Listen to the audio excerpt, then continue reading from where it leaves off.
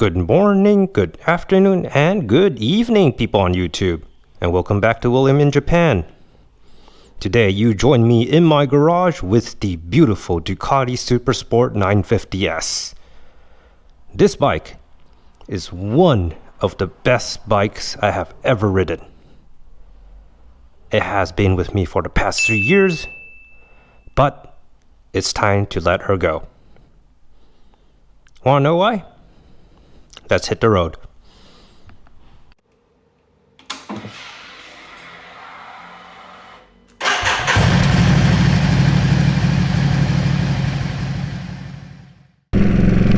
First things first, how is it like in a commuting situation or in the city?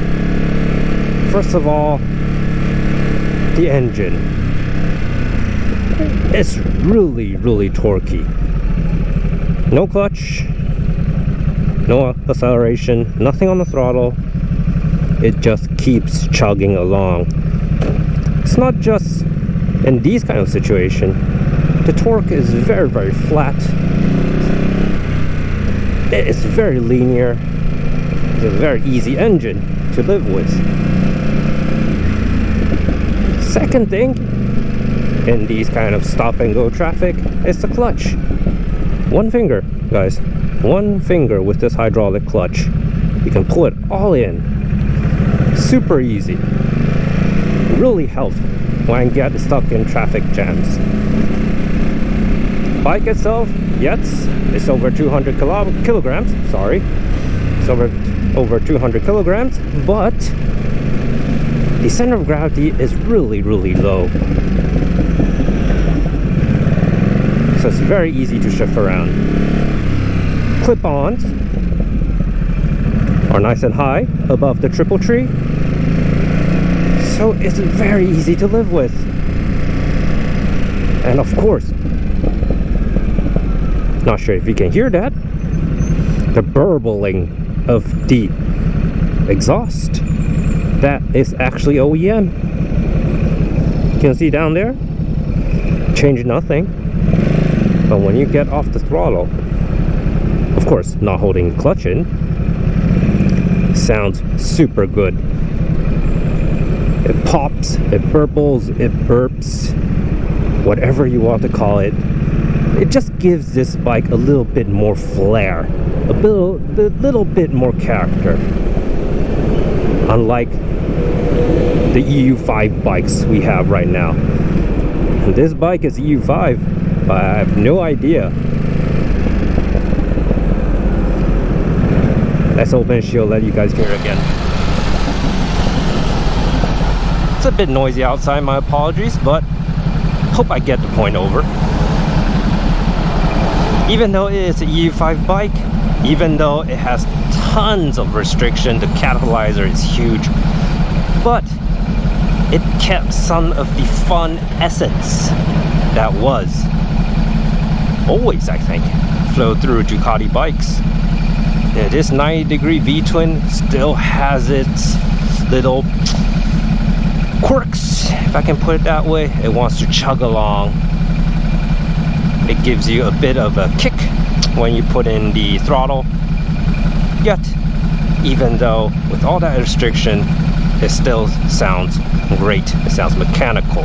It sounds alive, if that makes any sense. So, that was the commuting part. Let's get to a bit more free-flowing roads. Alright folks, as we approach the Tokyo Gate Bridge, finally the traffic is freeing up and I can show you how the Ducati performed and a bit more speed. So one of the best parts that I already mentioned is the linear acceleration. So let's say we're in third gear, 5,000, 6,000 RPM. Give it a little squeeze, that's not even a third of the throttle. It is extremely responsive. If we drop it down to, let's say, 3,000 RPM right now, again, a little bit of squeeze, everything is just so linear. You also have power in all sorts of RPMs. There isn't much of a, oh, you have to stay in this power band. It's none of that. It is a very torquey engine, and thanks to that, as long as you're not in extreme RPMs, let's say 2000 or 9000, 10,000, it always continue to give you nice and predictable acceleration.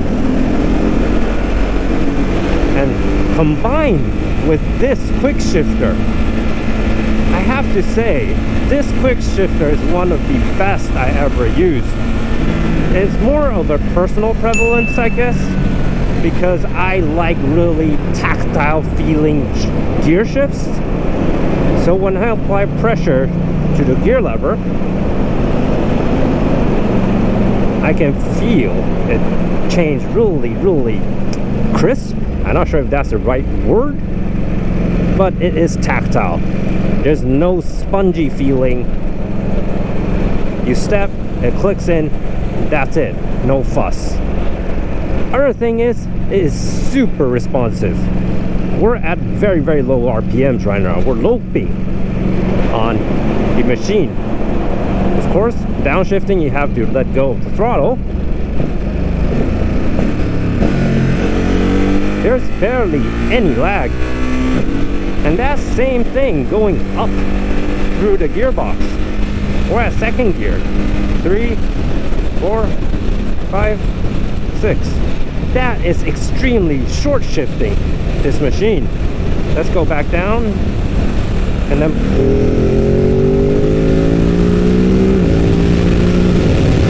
you see that? Let's brake so we don't get ourselves in too much trouble. The quick shifter is just so responsive. You can short shift it. You can shift at high pressure, not pressure, high RPMs. It still responds the same. And combined with that tactile shift feel that I mentioned, it just feels so good quick shifting through this machine. Okay? Now you guys kind of get a hang of why I like this bike so much. Let's address the elephant in the room. Why am I selling this? So the followings are all nitpicks, and I mean nitpicks with a very honest and very frank meaning, because none of them are deal breakers. Right, first of all, everybody knows this. It's a wobbly mirrors. Yeah, it wobbles. It's around 50 kilometers. I can still see behind me. Let's go a bit more into, let's say, 5,000 RPM. It turns into a vibration. Yeah, it's still usable. But when you're on the highway, let's say around, we're over 6,000 RPMs right now, that becomes useless. But I can always turn my head, right? So yeah, is it annoying? Kinda. But is it a deal breaker? Of course not. Second, my nitpick is the heat. At the end of the day, we are riding a 90-degree V-twin. We know what we were getting into. I'm wearing proper gear now, proper riding jeans, so I don't feel the heat as much as I do when I'm usually commuting to work, when I'm wearing suits, a dress shoe, no protective gear. Right now it's around 32 degrees, 33 degrees. Still bearable, but last week it actually hits 38. And when we are stuck in traffic, and I mean stop and go traffic, never reaching over 40 kilometers, unfortunately this Ducati gets really hot. Of course, it's never meant to be used in those situations.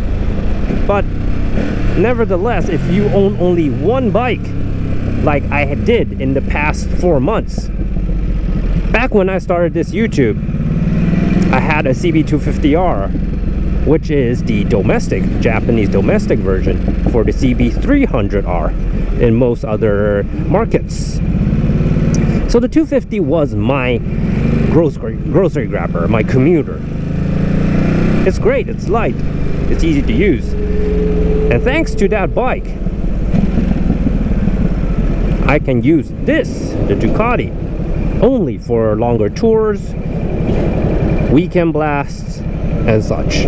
So the heat was never a problem. It was just a nitpick, as I mentioned. However, I sold the CB, as I mentioned, 3 to 4 months ago, and I had to commute on my Ducati, and that is no pleasant experience. Trust my words on that. When you're stuck in Tokyo traffic, and bear with me, Tokyo traffic is very different from what most of you that are watching this channel, watching this video right now, experience in your home countries. Maybe some that are from Southeast Asia is a bit more similar, or even South Asia. But when you're in, let's say in the United States, let's say you're in Europe, UK, most traffic jams don't get as bad as Tokyo does. Tokyo is the largest metropolitan area of the world. Well, at least one of. Maybe Shanghai has surpassed it, I don't know. But cramming over 30 million people in such a small area is no fun for its traffic. What you are seeing now is actually pretty good. We're not halted. We are always moving. So the Ducati still can somewhat spread its leg, cool off a bit, and at least don't cook my thighs. The coolant temperature is 93 degrees right now, so it's actually not that bad. When it gets to over 100 and the air temperature gets over 35, even hitting 36, 37, 38, God, this bike is unbearable. I have to shut off the engine every single time I come to a stop, or else it really hurts my ankles and my thighs. Again, as I mentioned, it was never designed to be used in those situations. But my bike life, my situation right now, does not merit me having 2 bikes in my garage. I don't have the space. So, sold the CB, gave the commuting work with the Ducati a shot, and unfortunately, it didn't work out. So, yeah,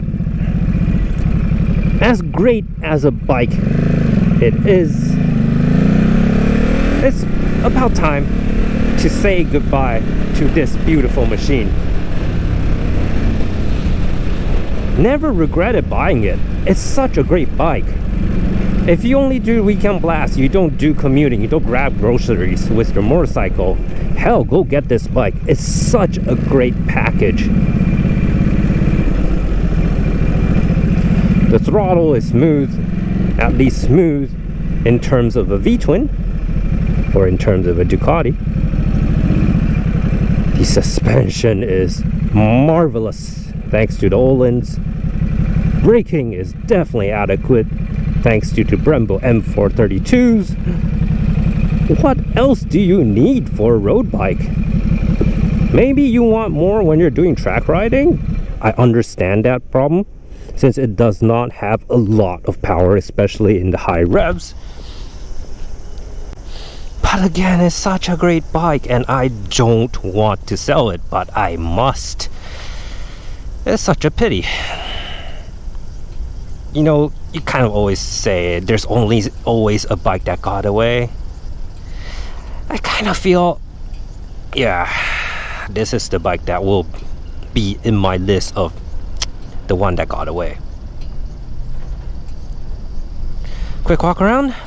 As I mentioned, nice Orion forks and 4.32 calipers, Olin shock in the back, the 937 Tesla Strata engine.